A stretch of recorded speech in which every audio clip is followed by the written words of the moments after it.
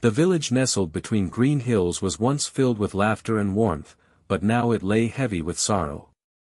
Cholera had swept through their homes like a storm, taking away fathers, mothers, brothers, and sisters.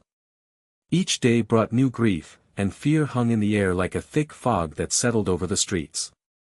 Families locked their doors and shuttered their windows, terrified of the unseen enemy that had invaded their lives. The village square, once a lively place for gatherings and market days, now felt abandoned. Those who remained wore expressions of deep worry and sadness. Children played quietly in the shadows, cautious of the illness that had stolen the joy from their days. The church stood at the center of this turmoil, its tall steeple reaching toward the sky as if pleading for help. Inside, Preacher Thomas grappled with his helplessness as he watched his community suffer. He felt a strong urge to comfort those in pain, yet his heart weighed heavy with uncertainty about how to truly help them when danger lurked so near. Hope appeared dim, but deep within him flickered a small flame, a desire to ignite compassion even amidst despair. Preacher Thomas was a beloved figure in the village, known for his warm smile and soothing words. He had dedicated his life to tending to the spiritual needs of his flock, always ready to lend an ear or a comforting hand. Every Sunday, the church would fill with villagers seeking solace and connection, their hearts drawn to his gentle guidance. In happier times, laughter echoed in the chapel as families gathered for services, but now it felt like a sanctuary caught in despair. Despite the darkness around him, Thomas remained steadfast in his compassion. His heart ached for those suffering from cholera, and he often visited the sick, offering prayer and comfort when they needed it most. With each visit, he brought not only his faith but also small tokens of kindness, homemade soup, warm blankets, or simply heartfelt words to ease their fears.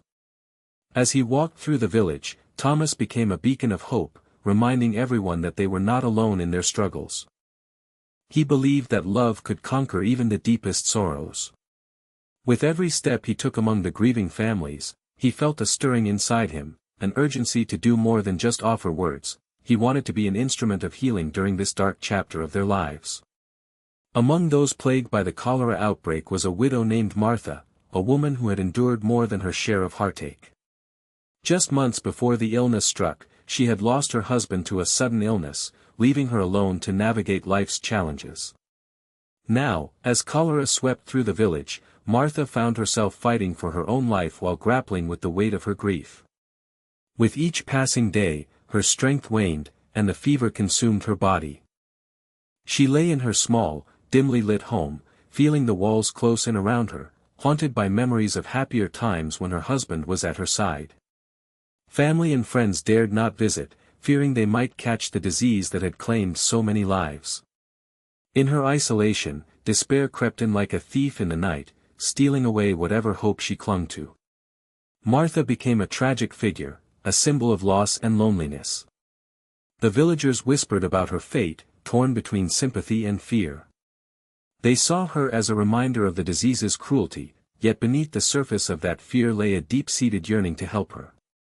Little did they know that their perceptions were about to collide with a powerful act of compassion from Preacher Thomas. Determined to save Martha from her desperate situation, Preacher Thomas made a bold decision that would put him at odds with the fears of the villagers. Late one stormy night, when shadows danced ominously around the chapel, he quietly entered her home and gently helped her rise from her sickbed. She was too weak to protest, and as he wrapped her in a warm blanket, he whispered words of reassurance. Together, they made their way to the chapel, a place that had always been a sanctuary for the weary and broken-hearted. Once inside, he settled Martha on a cot in a secluded corner, far from prying eyes. The chapel's familiar scent of old wood and beeswax candles offered some comfort to her. In that sacred space, Thomas felt a surge of bravery. He believed that love and compassion could shield them from the darkness surrounding them.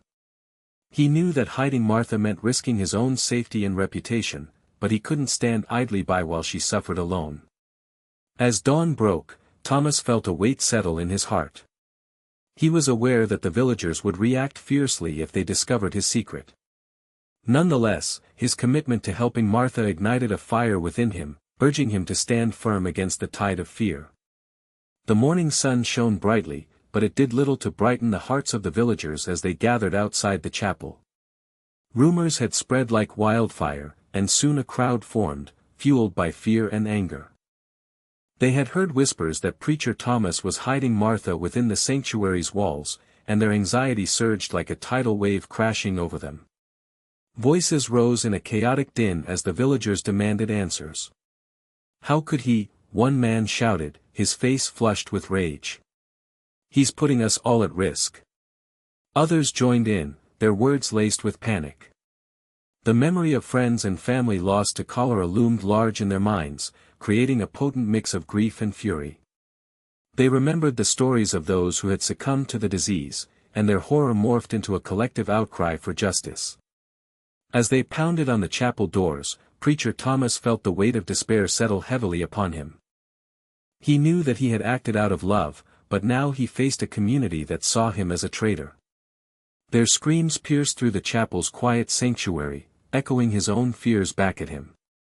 Would compassion be enough to protect them from the tide of anger that threatened to engulf them all? As the crowd outside the chapel grew larger, the atmosphere thickened with tension. Fear had transformed into a palpable force, and it sparked a frenzy among the villagers, who demanded action against what they believed to be a dire threat. "We must burn it down," one voice shouted above the rest, igniting a chorus of agreement from others who felt powerless against the disease that had ravaged their community. The once calm villagers morphed into an angry mob, fueled by their shared grief and desperation for control over an uncontrollable situation. Their minds raced with images of loved ones lost to cholera, painting Thomas's act of compassion as an unforgivable betrayal. As panic spread like wildfire, reason was drowned out by cries for drastic measures. They began to chant for fire, convinced that flames would cleanse them of their fears and save them from the perceived danger lurking within. Preacher Thomas watched helplessly from within the chapel, his heart pounding in his chest. The very sanctuary he believed could protect Martha was now seen as a threat to their safety. The villagers' anger echoed off the stone walls, reminding him how easily love can be overshadowed by fear, leading even the most caring hearts to advocate for destruction rather than healing. The air was thick with tension as the villagers moved with a furious energy, fueled by their fear and desperation. They began to pour kerosene around the chapel, their faces contorted with anger. "This is the only way," one villager yelled, waving a torch in the air. "We must purify our home and protect ourselves from this disease." The crowd echoed his sentiments, chanting for the flames to cleanse their village of the cholera that had brought so much suffering. Inside the chapel, Preacher Thomas felt a chill run down his spine as he listened to the rising clamor outside. He could hear the unmistakable sound of kerosene splashing against stone and the crackling anticipation in their shouts. Panic gripped his heart. The very place meant to offer sanctuary had become a target, a symbol of fear rather than hope. Thomas considered his options. He could reveal Martha's presence and risk their wrath, or keep her hidden and let them assume the worst of him. With every moment that passed, he knew time was running out. He could sense the recklessness in their anger, realizing that this was not just about Martha anymore, it was a battle between fear and faith for the entire community. The stakes had never been higher. With his heart pounding in his chest, Preacher Thomas stepped to the chapel door and faced the angry crowd. He raised his hands, hoping to quell the cries for violence. "My friends, please. I understand your fear, but we cannot let it drive us to destroy our only sanctuary." His voice trembled, yet he spoke with deep conviction. "Love is stronger than fear," he shouted, desperation lacing his words.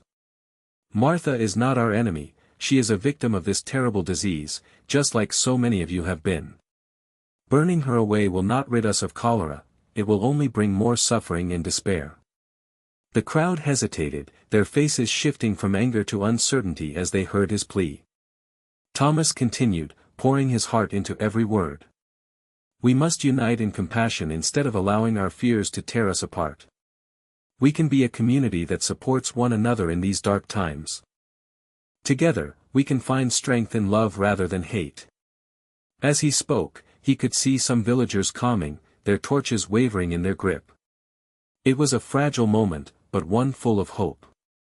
Thomas knew he had to reach them before fear reclaimed its hold, before the flames of destruction could consume everything he cherished. As Preacher Thomas's voice hung in the air, a young villager named Samuel stepped forward, his brow furrowed with concern. "Wait," he shouted, catching the attention of those around him. "We can't just act on fear. What if Martha is innocent? What if she needs our help?"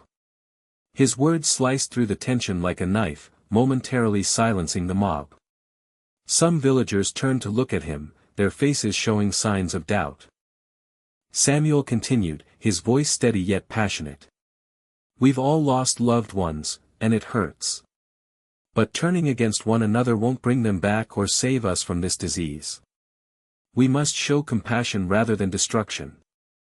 A murmur spread through the crowd as they processed Samuel's plea. Some began to nod in agreement while others remained caught up in their anger.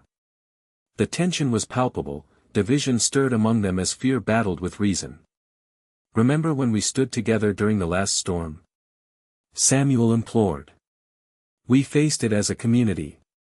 We need to do that again now." His words sparked hope among some villagers, igniting a flicker of unity amidst chaos. The mob mentality began to crack as individuals reconsidered their roles in this heartbreaking moment. Could they choose love over fear? The tension in the air was undeniable as the villagers, fueled by their fears, braced themselves for a destructive act. As they poured the kerosene, the dark liquid glistened menacingly against the chapel's stone wall, a stark visual of their collective desperation. "We need to cleanse ourselves," one shouted, and as flames flickered to life, they erupted into the night sky, a chaotic dance of orange and yellow. The fire crackled with an unexpected intensity, casting shadows that flickered across the faces of those who stood watching. In that moment, the flames represented both destruction and potential cleansing, a desperate attempt to rid themselves of the cholera that had taken so much from them. The air was thick with smoke, mingling with their tears as they grappled with their fear.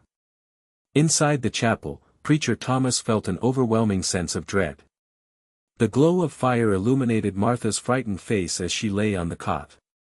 "Father, forgive them," he whispered, knowing that his heart was torn between protecting her and understanding their pain.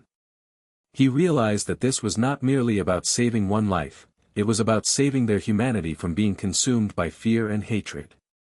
Would the cleansing fire destroy what little hope was left? As the flames roared and flickered against the night sky, a profound silence fell over the gathered villagers, some beginning to reconsider their actions. A few stepped back, haunted by the realization of what they were about to destroy, their only hope for compassion in a time of despair. "What have we done?" one woman cried, her voice trembling with grief. Her words found resonance among others who now questioned whether their fear-driven actions would lead them to more suffering. Yet, not everyone felt the same way. A group remained firmly planted on their initial resolve, fueled by anger and loss. "We can't allow this disease to take more lives," shouted another villager, believing that their only path forward lay in eradicating the perceived threat. The split in community values deepened, revealing cracks in the collective unity that had once defined their village. Thomas, witnessing the division unfold, felt a mix of hope and despair. He realized that while some villagers were ready to embrace compassion, others clung fiercely to fear. This pivotal moment would determine not just Martha's fate but also the soul of the community itself. Would love prevail, or would fear continue to reign supreme? The answer hung in the balance as hearts and minds wrestled with their choices. In the aftermath of the chaos, the village stood at a crossroads, grappling with the profound themes of fear, compassion, and courage. The flames that had once threatened to consume their sanctuary served as a stark reminder of how easily fear can cloud judgment and lead to destructive actions. Yet, amidst the ashes and turmoil, seeds of compassion began to take root in some villagers' hearts. They realized that true strength lies not in eradicating perceived threats but in embracing understanding and empathy for those who suffer. Preacher Thomas's unwavering courage illuminated the path toward healing as he continued to advocate for love over fear. His actions ignited conversations about community values and what it means to care for one another in times of crisis. As villagers reflected on their choices, they were left with questions. how do we treat the vulnerable among us? Can we choose compassion over fear when faced with uncertainty? The village's journey was far from over. It would take continued effort to rebuild trust and understanding among its members. Ultimately, this experience became a powerful lesson in humanity, one that would resonate for generations as they learned that in unity, they could conquer the darkness that fear often brings.